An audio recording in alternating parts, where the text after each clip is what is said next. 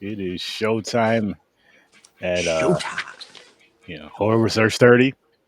I feel hood. Da-na-na-na-na-na. But I would be back for episode 550. Oh, awesome. Now, Trevor, can you Yes. please tell us how to pronounce this title the correct way?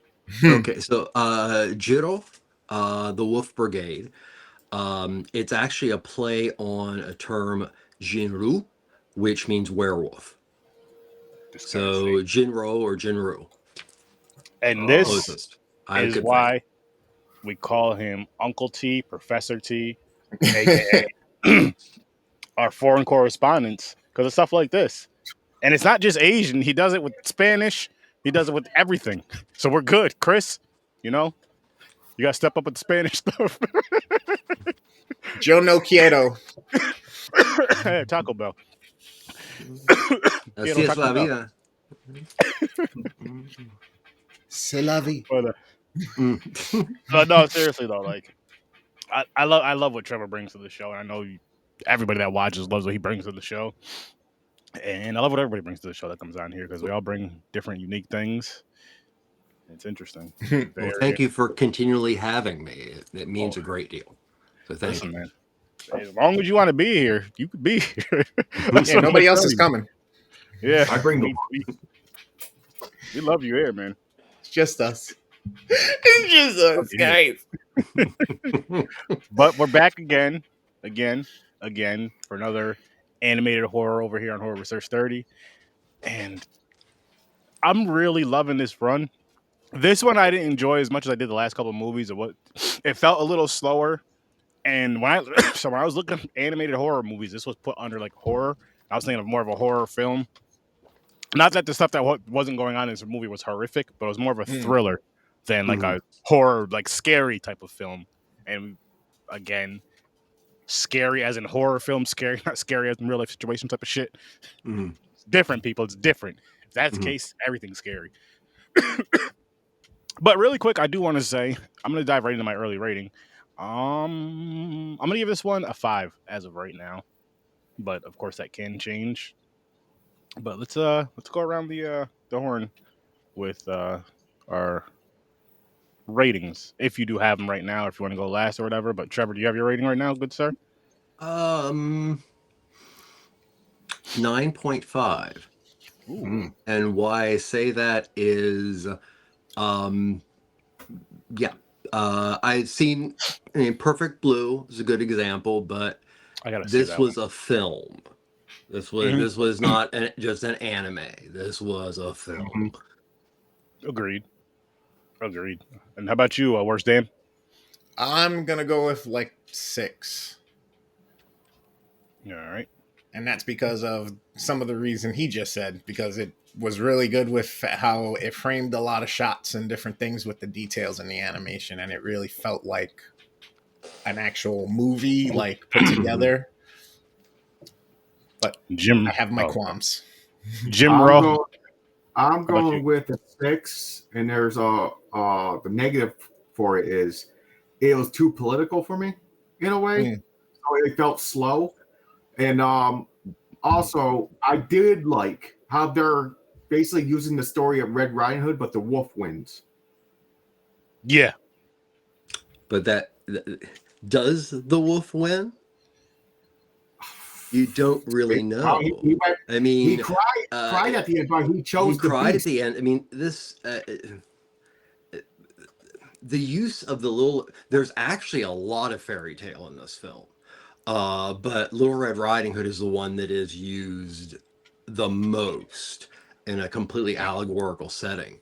But also, I mean, Japan in itself, but also the characters, it's also a study in PTSD, but also a study in, this is a film that when it started, I thought it was going to move in the direction of the resistance, of the, partisans style. And it quickly, it kept going somewhat that way, but it quickly changed to it actually separating itself completely.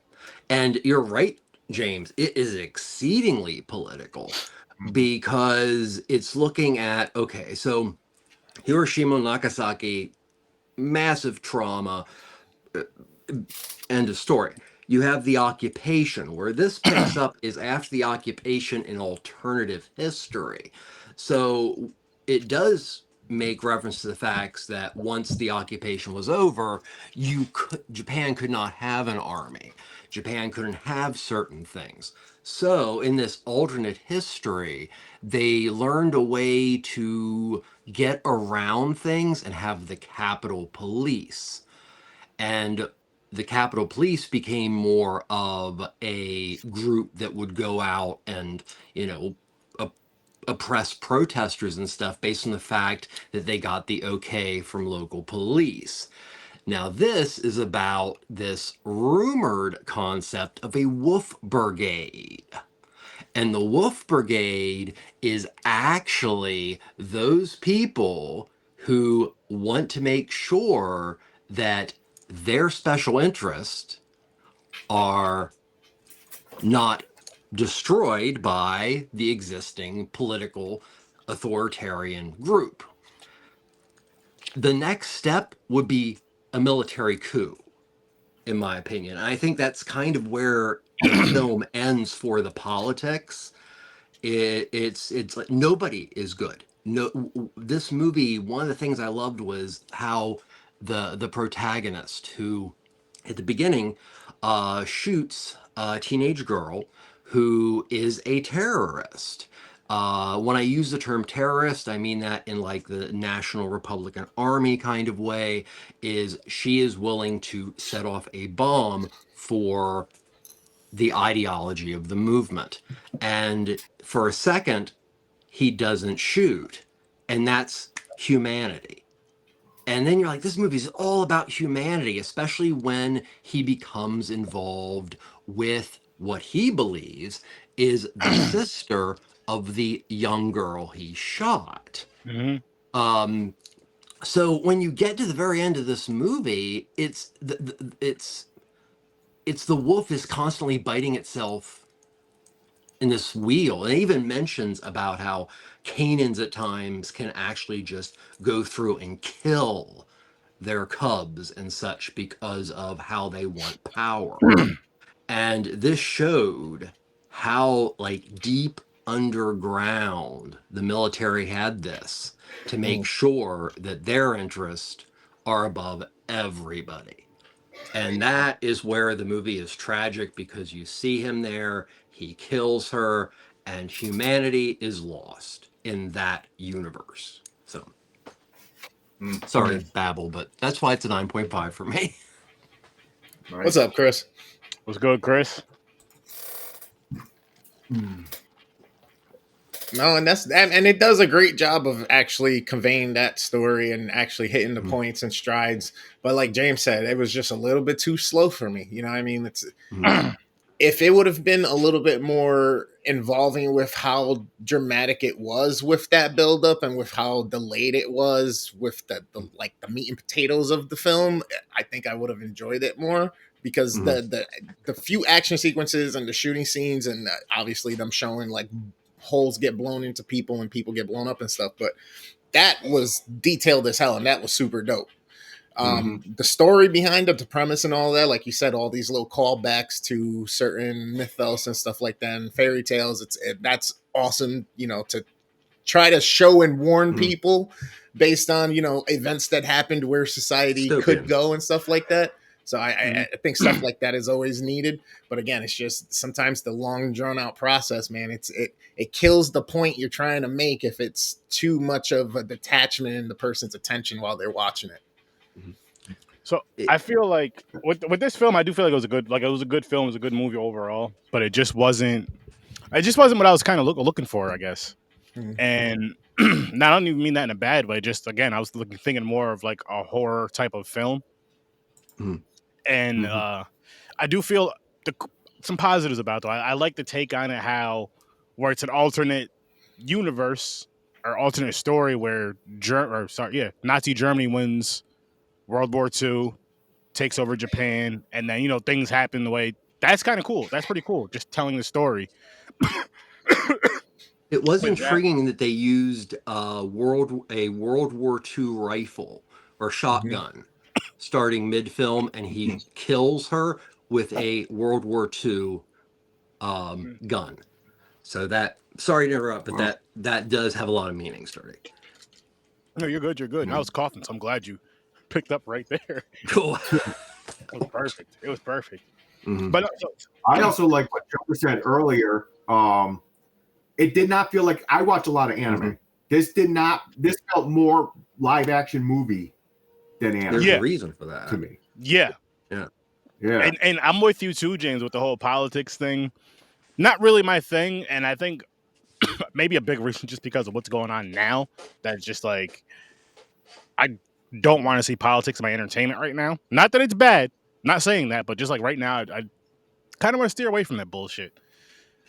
But that was probably my biggest gripe with it, and just the horror. Like I said, the horror aspect, and that's why it's a 5 for me.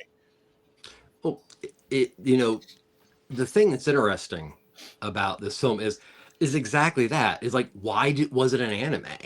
There's no reason for this to be an animated film, and I'll explain why it is and why it was. But all the shots and everything could be done completely live action. Trevor, and I just want to just really quick before you tell us why. Can we guess before you tell us? That's fine. I think it'd be fun to guess. And for me, really, guess what? Guess why? Because he's saying they should have made it live action, but there's a reason why they made it animated. So before he tells us why they made it animated, I'm like, I want to guess. If you guys want to throw in a guess too, feel free. If you're in the chat, you want to guess something, feel free. Don't be shy in the chat, by the way, people. Say what's up. Say hi. Join the conversation. It's fun. So for me, I'll say just because, for me personally, it makes it an easier watch. Watching this type of film, it's an easier watch. It's more comfortable. It's more enjoyable in a sense because you can still kind of separate from it with the fact of not seeing real faces, with the fact of seeing the animated faces. So it doesn't hit as hard as it could. It hits hard though, but it doesn't hit as hard as it could if you're seeing an actual human. In my opinion, I feel like that's why they did it, but I could be wrong. But do you guys have any guesses? Or I think it's going to be something deeper than we're thinking. Trevor's going to have some fucking behind the scenes directors taking a shit together, and they discussed it, shit like that. But I think it was animated. Maybe the tone of it, like make it grittier, darker. I don't know. If I had to guess, it's literally just to kind of deliver the message and kind of because it's a new time, right? This was the 80s. This is like 40 years after Hiroshima and all that stuff, but there's still lessons to be learned and warnings to be had from some of the events and stuff like that. So if it's meant to be a warning or hey, here's what could have happened or here's what we wanted to happen type deal, then obviously during the time when anime's booming and starting to grow, you got so many more eyes on it. How do you get more people on the program? You shove it in front of them in a form that they'll sit there and watch. No, you're absolutely right. You're absolutely right. And I mean, it goes back to a conversation I was having last night on Troy Hill Talks, which is an awesome show. You guys should go check out his channel, Troy Hill Talks, over on YouTube. But we had a conversation pretty much about how, like, with Black Dynamite and Undercover Brother, there's a lot of messages in both of those films, but they do the comedy aspect of it to make it kind of easier. You see it, you're laughing, but you see it. They're making it funny, but you see it, and it sticks. You know what I mean? Like when you actually watch a movie and break them down, you're like, it really sticks there, and you really see the shit. And then there's certain stuff where no matter depending on where you grow up, I'm not even gonna say what color, depending on where you grow up, you see things, and you're like, yep, I see what's going on here. But again, it was an easier watch seeing that because it's a comedy, it's funny, it was a good time versus, which I get that you see the human faces, but they took the serious out of it. You know what I mean? You put the serious in, but like with this animated film, they take the human faces out of it. So I feel like it almost, even though this movie wasn't funny, the one we watched tonight was not funny, but I feel like it almost kind of just gives, like I said, that more comforting kind of thing when at times you want to touch on social things or whatever the case may be, whatever's going on, but in a way to where it's more digestible, to where either comedy or animated or whatever. That's my opinion on it. But again, what's the truth, Trevor? What's the real reason? Well, there's really no reason. There's just a couple of things. Well, end of the day, big things are everybody that was available to create what they wanted to create was in the anime field. And also, I think it was a decision very much like Gus Van Sant did with Scanner Darkly, which also starred Keanu Reeves. Just let you know that. But that's an animated film. There's no reason for it to be animated. So who's making all these decisions? And that's a gentleman named Mamoru Oshii. And Mamoru Oshii wrote the manga that this is based on, which we'll talk about a little bit. But this guy is like hardcore. This is the guy who created Ghost in the Shell. And how this film ended up being made is he wanted it. Okay, so it was from a manga called Caballeros Panza Cop from around 1987. They had already started making films. There were 2 previous films. He wasn't as directly connected. From what I understand, they're okay, but they're really not that wonderful, very typical anime. So he wanted to create a film that he felt would represent what is the first part of that manga series. And that was to literally create a tragic film. So he is given the chance because he is like, okay, guys, Bandai, I give you the rights to Ghost in the Shell, and I'll do this and we'll do that and that. But, and this happens in Hollywood all the time. I mean, look at the Star Wars franchise. Hey, so you've been doing all this stuff for a really, really long time, and you've got all this amazing stuff, and we want that one. We want that one that is the crown jewel and has made the most money. Will you let me write and control the film that I want to make, which is the 3rd film of the Caseros saga, which is this. So this is a movie, but it uses the tools and the aesthetic of anime. So that's what they were doing with it. Very much, as yet again, I keep bringing it up, is Perfect Blue is another example. I think being animated is even more hard-hitting, but it could have been shot live. I mean, it's kind of like anime's equivalent to The Spy Who Came in from the Cold. So there's no real reason outside of the fact that, when Murao Oshii got a chance to write this and oversee this particular project, it was animated because he brought in everybody that he wanted. And this included a director, Okimura, who did an amazing amount of animation for so much, but this is the first film he ever directed. So there are other names connected to the direction, but that also has a lot to do with Oishi being able to have as much control as possible. So that's why it's animated. Wow. That's awesome. Yeah, I really liked it. And I'm very excited to see the remake from Korea. So Wow. I enjoyed the art style. To me, it was like watching like a bigger budget G.I. Joe type art style from back in the day, the He-Man G.I. Joe style, but the people looked like they had substance to them. Like it looked like they had flesh and like thickness to their skin and stuff. And the other thing I noticed too is they really got facial features and like they really looked Asian. Like they really looked Japanese. You know what I mean? I was like, holy shit. Agreed. It's a film that decided to, in its 3rd installment, go against all the rules of anime.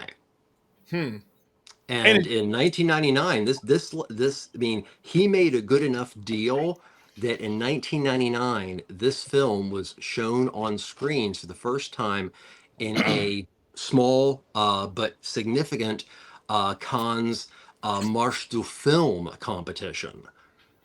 So yeah, they also knew when it came out. They were like, "Oh, how are we going to market this?" Uh, well, let's throw it at the art house circuit first and see what happens. So, Huh.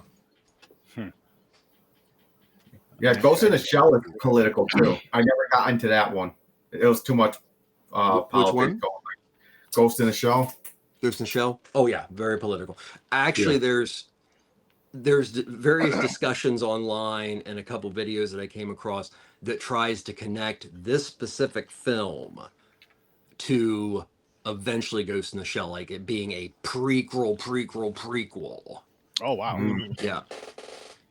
Wow. I Interesting. need to revisit Ghost in the Shell. It's been a couple decades, but I probably will. You've got me on a bit of an anime kick, Sir Sturdy. Yeah. I'm getting my cell phone when I keep saying I'm gonna start these shows. If I don't start it by the end of this week, it'll definitely be next week. Because I'm just like, these movies are just getting me hooked on, like, I gotta see this. I gotta see this type of deal. Yeah, But it was all right. It was like, again, I said, the politicalness was, it's needed for what it's wanted. It just felt so just long and drawn out with some of the things. But again, overall decent. Can't complain. I wouldn't watch it again, but I'm not mad that I did watch it. Yeah. Especially Same. since we're filling, all these new movies that we haven't experienced and all that stuff lately. It's nice. It's good. And I mean, the dope thing about doing stuff like this is people out there that are watching, say, especially there's some there's some anime fans watching tonight, let's say, or just movie fans in general. It's like, it's a good movie to go check it out. It just wasn't what I was looking for and expecting and kind of wanting at the time.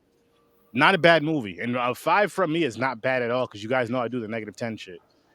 So Nice. 5 is very good in that aspect of it. I have weird ratings and all that stuff, but I did just make an executive decision just based on the way Trevor was discussing this movie. So we're gonna be reviewing this film next Thursday. Yes.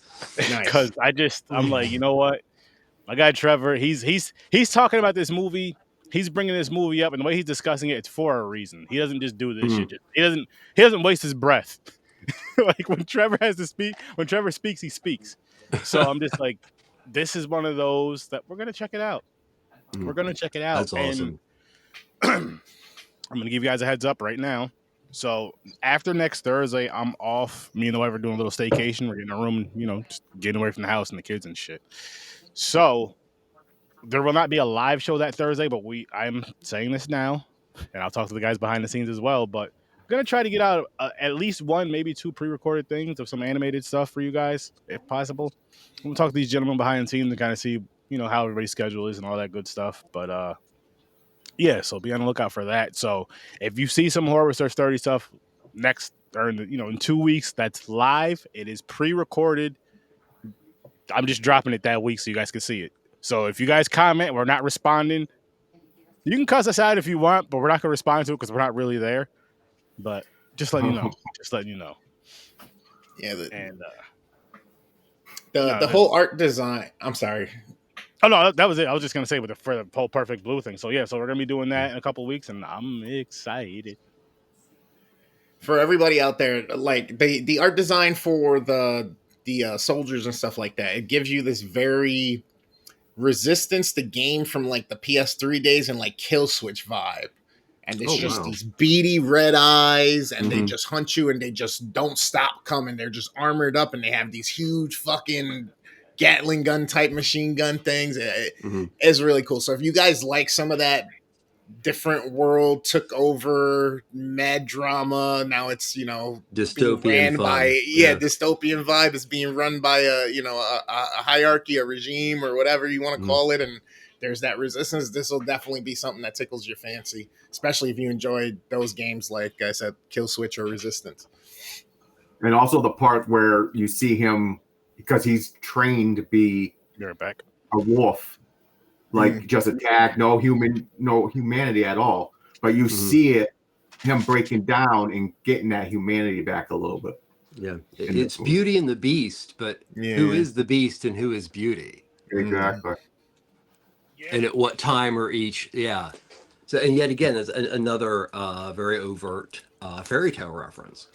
Now, obviously, that's the biggest thing at the end. There, you know, she's in his arms. I don't want to give too much away, but No, you go the ahead and girl, spoil. like the girl, like they discussed earlier, who the I guess he's the protagonist in this movie, which is weird because he could also be the antagonist, but he's embracing the young girl that he thought was the sister to the child that he killed at the beginning of the movie, and she goes off saying, you know, the bears, the what is it? The wolves. Oh yeah, if he he's gonna huff and puff and blow your house down type deal.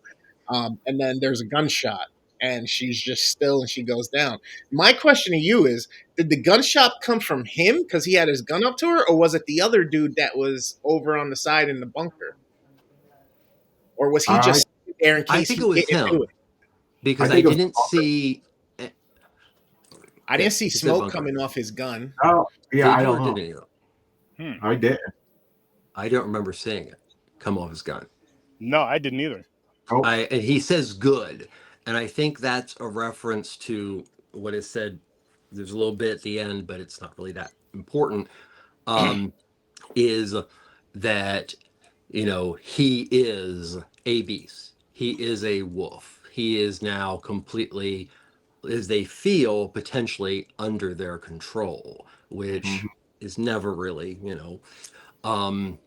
But it's also weird in the fact that the young lady that he has become so close to and feels that he can in certain ways find redemption through befriending, if not falling in love with her, what is supposed to be her sister, ends up actually being a resistance fighter, and she has been arrested, and she has been basically given a deal because, you know, what could bring the government down more than anything, especially when the first thing that's going to go is when the government combines, is this special soldier unit.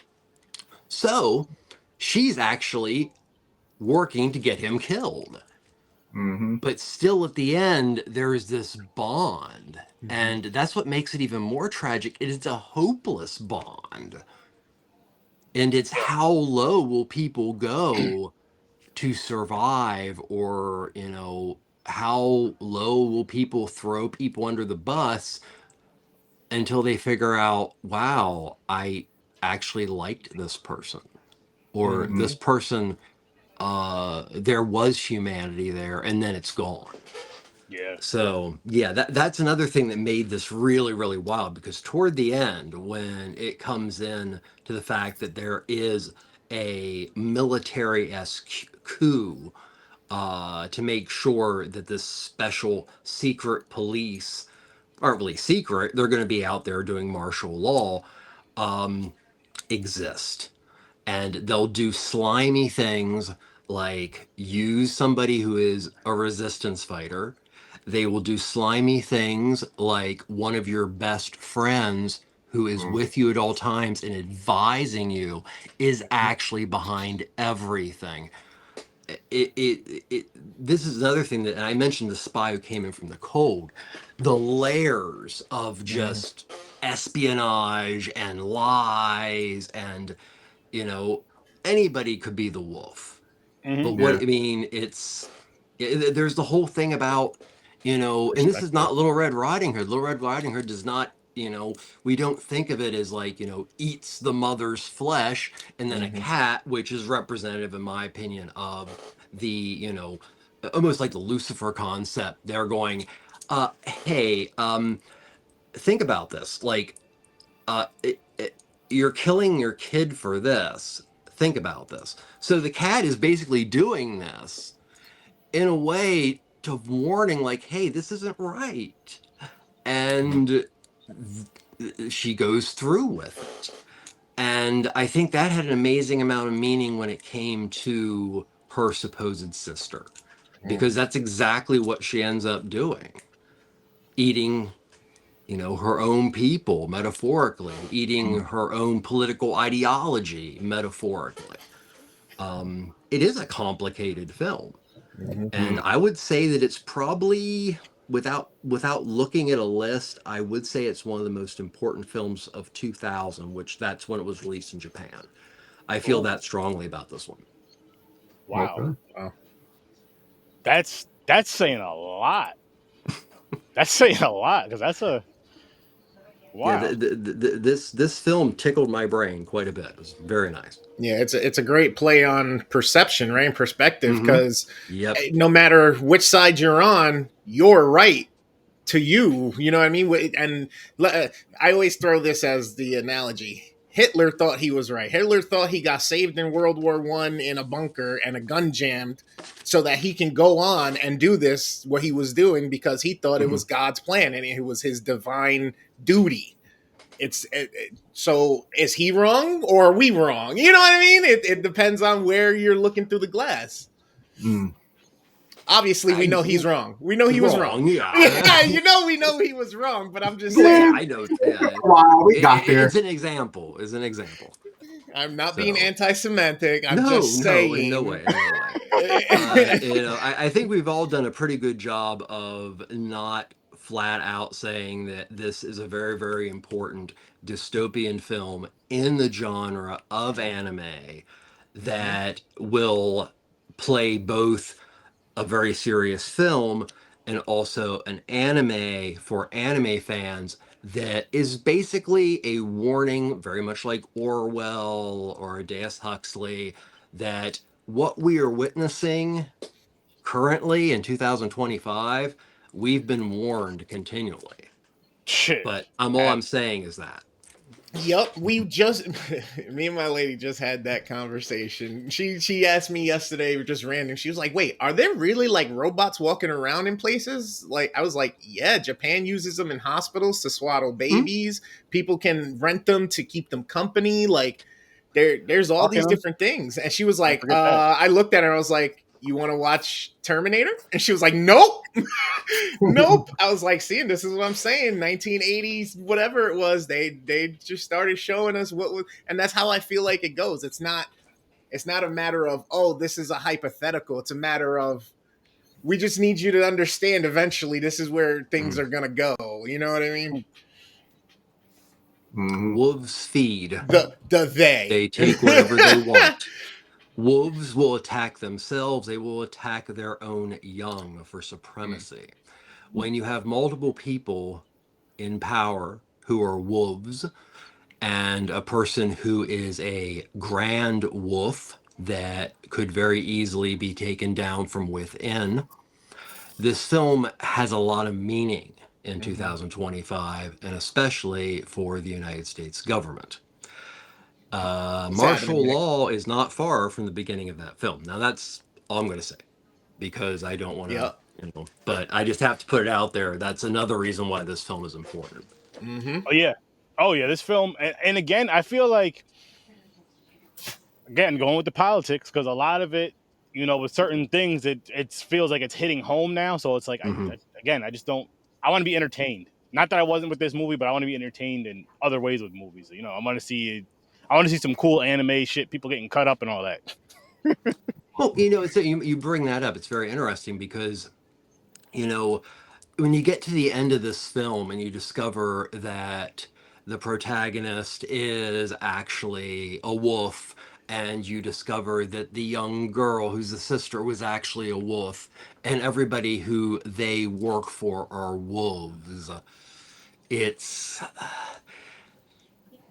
we're in a wolf den right now. And that is, I mean, you just see it. It's, the world that, Oshii created with this is a world that unfortunately I think we've lived with for much longer than we want to admit.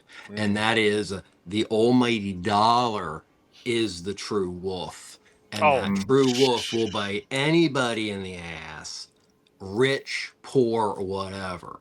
But You the are wolves keep their friends and their group close until the wolves go, and then you have military coup.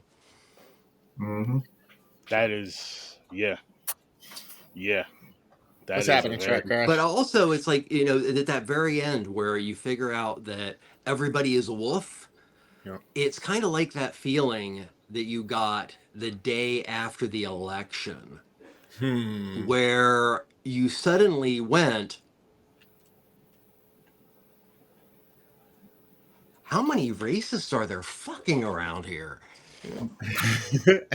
I mean, it's that same, like, did my neighbor vote for this? I mean, it's easy when you don't have to leave the house. Yeah. You know? I'm sure they wouldn't mind that either. But yeah, and yeah, agreed, Teen Snobs. Yeah, like when you recognize things, I'm like, okay, this movie's not that fun anymore because now I'm seeing it. Yeah, I mean, it makes it even more of a tragedy as far as a film. And that's what's really cool about it is you're looking at 2000 and you can, you know, all the shit about 2000, all the shit about Hong Kong pre-alternative history, but it is timeless. It doesn't make a difference because you could set that in feudal Japan and will have the same impact and same meaning that that film should have today. So No, this was it was a really good film, just not my type with the political stuff. But it was a really good movie, and I honestly do highly recommend it. I really do. And this is one of those ones where you can get a really, really good deep dive, especially if this is your type of film. You know what I mean? Then you could really dive deep into it because the story is good. Again, it's just not my type of story, but it is a good movie. It is a really good movie at that. Like I have to admit, yeah, you know what I mean? I can't say it's a bad movie or the movie sucks. It just wasn't for my taste, really. I could imagine the debates political science majors would get into one drunken night over this. Oh my god. Oh man. Which would probably be some fun conversations to like sit in and listen to. Because it's like, okay, they're talking about it's like the animated stuff, they're talking about the political stuff, they're animated, and you know they're gonna be jumping all around because it's drunk too. So yeah, I'm there for that conversation. Well, yeah, like anime. Don't get me wrong, but a lot of animes, basically anything, TV shows, live action, it don't matter. There's always a pinch, like the final season. There's always a little pinch of some type of political thing mixed in. This one just took it 100% that direction. Like it wasn't. That is their main goal. They're like, yo, we're making this a political movie. Oh yeah, and we're not trying to hide it. We're not sprinkling a little thing here, but it's I like Aaron and like everybody else. It's a good movie. Just like I said, it was overpowered with that's why I don't like Hunger Games. Too political. Fair. Even though people Star Wars is we political, need to do Battle Royale. Star Wars has fight scenes. Yeah. I get what you mean with that, James. I see what you mean. A little sturdy. Yeah, I'm working on it. There we go. Boom. He's moving around. Jumping around and shit. Can't stay still. But that is true though, James. Like it's something that kind of just, I don't want to say it takes me out of the story with the politics. It just drops my interest a little bit. And then especially again when you have a bunch of crazy political shit going on and a bunch of, not only say just political, because it's just a bunch of bad humanity shit and all that shit that's going on. It's like, yeah, I want to see people getting their heads cut off in these movies. I don't want to see for other reasons. Yeah, that's great humanity. Or chasing but I'm saying, or chasing a monster. I'm talking about. I want to escape. Like here's what I was here's what I was looking at expecting and hoping for: an escape from reality with this. That's what it mainly is. You know what I mean? And that's why I'm saying with all the craziness with the horror stuff that I enjoy with it, because it's escape from reality. There's not really you all. Yeah. That's one of the frustrating things about this current time. Like it seems like it's super hard to find this little balance of having some realism, but not making the entire thing super like realistic in it all. Like again, like Sturdy said, I don't want to be, looking at headlines or going through my day catching things that you're picking up on that's actually happening, and then all of a sudden you go and you watch something and now you're even further like, Yeah. God damn it. You know what I mean? It's like, fuck, it's just compounding. It's everywhere. This shit's inevitable. Like, and it's For not, me, it's not always the opposite. Dystopian and things like that, it, even though it reminds you sometimes of really scary reality, yeah, it sometimes is almost like it's relieving to see that there is something out there to remind us that. And I also like weird shit, so I'm gonna put that out there. Oh, yeah, listen. It's a catch-22 because unless we actually see it and think about it, because that's what these usually do, right? You watch a movie, it stops you in your tracks, you're paying attention to the context of the movie and everything going on and developments in it, and then you're out of it again and you're back into your real world. But while you're in there, you're just like, damn, what if this was me, if or God, or so it's cool that it does that, and we need that because we get so distracted by the day to day and just running about. We got to do this. We got to get this done for our boss. Our wife needs this. Our kids need this. I got to do this. My haircut needs to be done. I got to cut the lawn.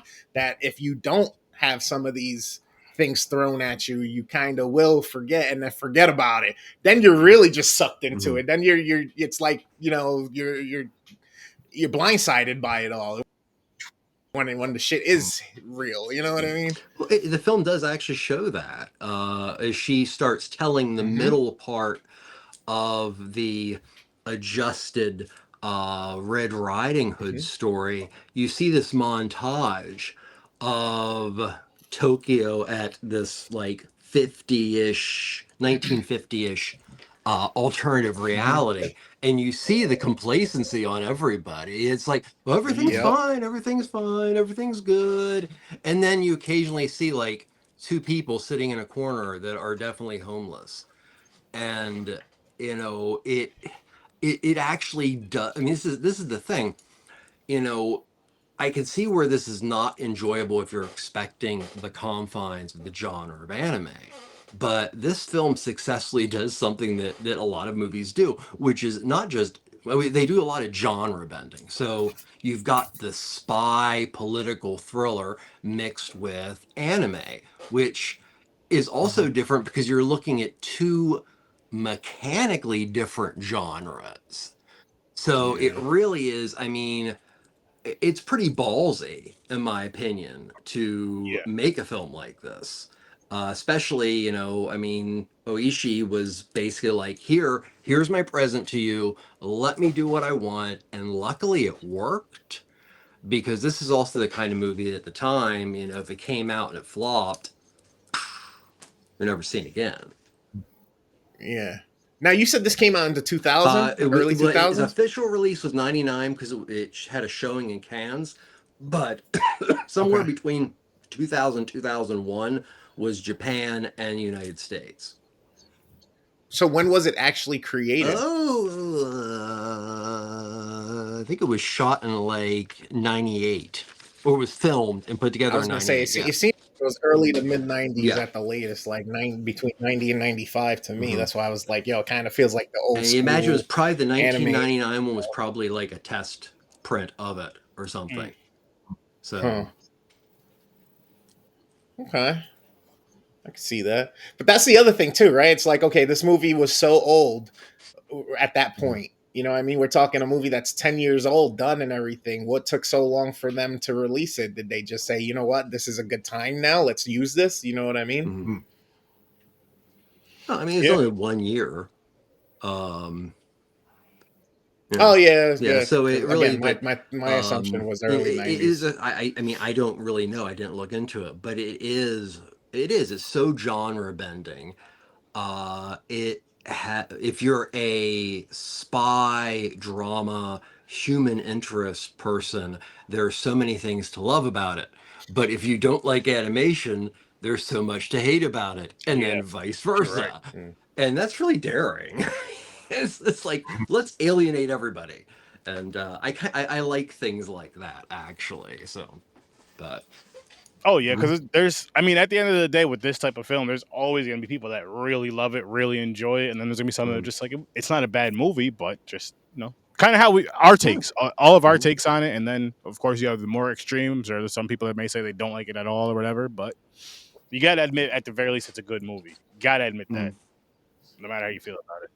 Do you think you can take these movies as a bit of like satire? Do you take them more as a bit of like, damn, if only we would have won the war type deal? You know what I mean? Well, this is definitely a flat out tragedy. Yeah. There's no humor in this one at all. But I mean, you look at Ghost in the Shell and things like that. Akira, there is a political undercurrent to all those films, but they do it in a way that delivers the goods for the genre. This one is like, we're going to do it how we want it. You know, yeah, I mean, you could put live actors and everything for itself, but no, we're gonna, you know.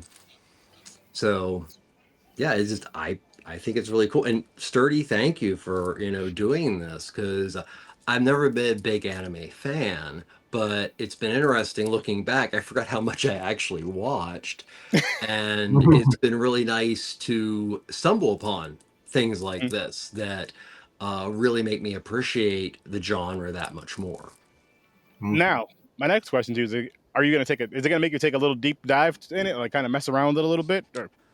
Well, it's made me interested in the idea of what is out there in the world of cinematic anime that goes against the grain. I mean, of course, there's Studio Ghibli, which is just that amazingness and pushing the boundaries of anime all the time. But trust me, with the success of this, and we're going to talk about Perfect Blue, Yes. there's got to be a lot out there that we just don't have access to, that is probably getting looked over because the most of the large anime outlets are looking to make fast money on the series and the big names and stuff like that. But I'm sure there's a lot out there we haven't seen, and you know, that gives me a reason to go deep diving. Yeah, hell yeah. And I can't wait for you to, well, guys, listen, you guys have to check this movie out, because I know it's going to be something wild, and I'm excited for that, because I know he's going to do this. He's going to find it, drop it in the group chat. Guy, look, go watch this fucking movie now. I don't care what you're doing. It's one of those.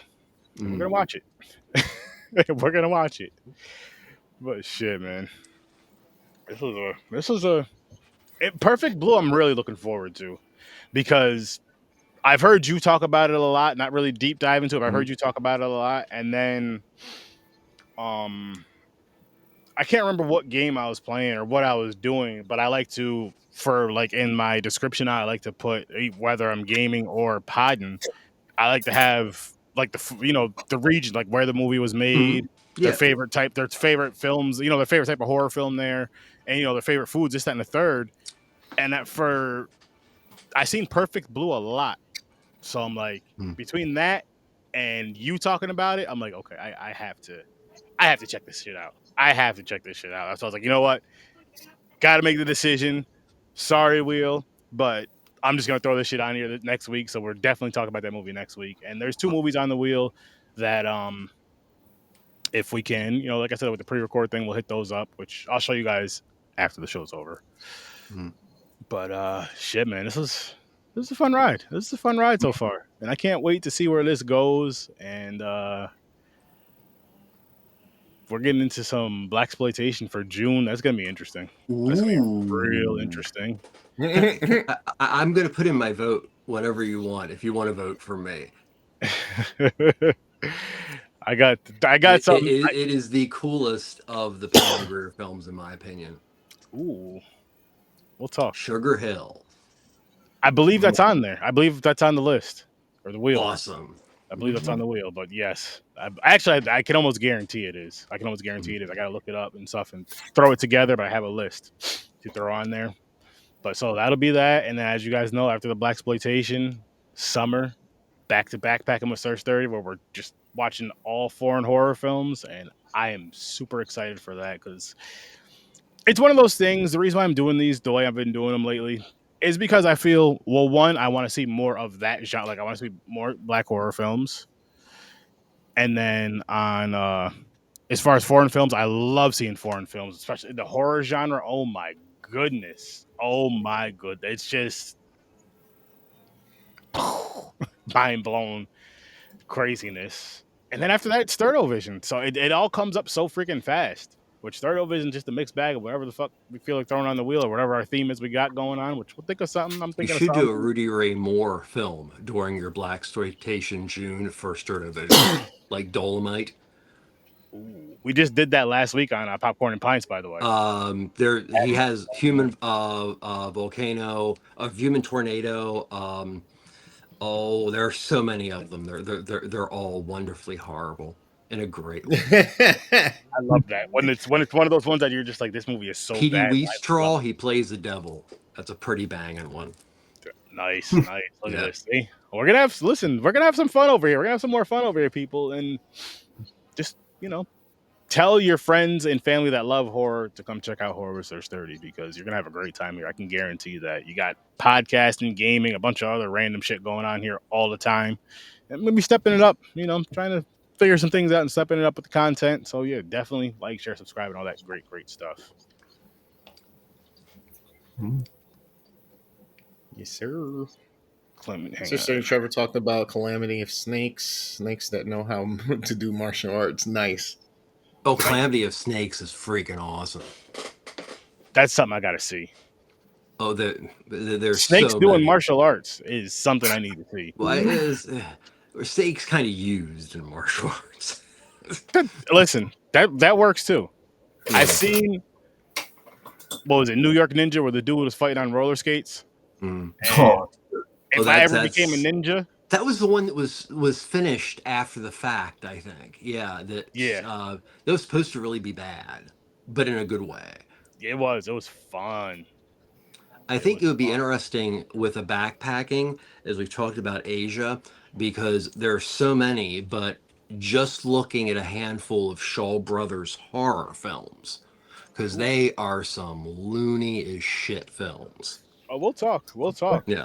We'll talk, because I'll see how many days and weeks there are and kind of go by how we go, or each pick X amount and go from there. But it's going to be a great time, and I hope you're all there. Just join the ride. Again, like, share, subscribe, and all that wonderful stuff. Make sure you guys go check out Worst Damn Gamer Evr. He's been pumping out a lot of content lately. His hair is growing back, so I think it is real. It's not a wig. I'll stop with the rumors. It's not spray on hair. So. But yeah, go check out his content. He does a lot of shit. He'll tell you better than I can, but he does a lot of shit from Thursdays to, what'd you say, Tuesdays? Thursdays through Mondays. Awesome. There you go. So check him out. And of course, you're gonna see James again Saturday on Popcorn and Pints at 9:00 Eastern time. He's been behaving pretty well lately, and I'm proud of him. I'm very proud of him. Boy. He found the right milligrams. Yeah. Pre-show is a different story, but that's where we need to get it out of the, get the crazies out. And then of course, Professor T, Trevor, Ambassador Media. Be there and get educated. Have a great time. I need to start actually doing new stuff, which I'm not too great at the moment, so I apologize. But there's old stuff to check out. There's a lot of stuff to check out over there, and you need to be checking it out. But I mean, you get to enjoy him here every Thursday at 8:00 Eastern time. And he's always coming with some knowledgeable stuff. Tune in for it. And some wild shit, which oh my God, that's what I wait for. Like, I love the education part, but when he's like, yo, listen, I watched this movie last night where a camel ate a turkey, and I'm just throwing that out there, but it's always some wild, crazy shit that we enjoy and we love. And we're gonna be diving into some wild shit soon too. Just be on the lookout for that, people. Maybe for Christmas, we'll just do all crazy shit. Christmas with Trevor is what we'll call it. Blood free for Thanksgiving.